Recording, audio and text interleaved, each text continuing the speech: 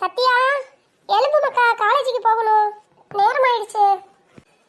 அம்மா இன்னும் கொஞ்ச நேரம் தூங்கிக்கிறேம்மா, ப்ளீஸ்மா ப்ளீஸ்மா.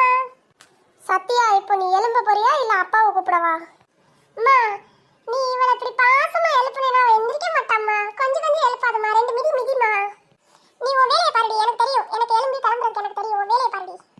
2 பேருமே எழும்புங்கடி. எழும்பல, இப்ப தோசை கரண்டி இல்லைன்னா பூரி கட்டை தாண்டி வரும். இனி நான் வந்து எழுப்ப மாட்டேன்டி. அம்மா கோவப்பட்டுட்டாடி, எழும்புடி.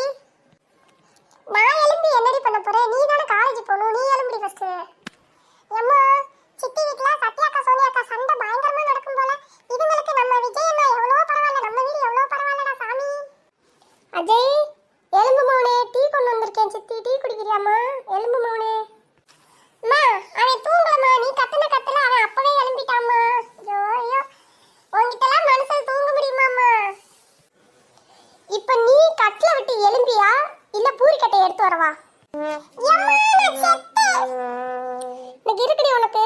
இவள இருக்கிற இடத்துல எல்லாம் மனுஷன் இருக்க முடியாது.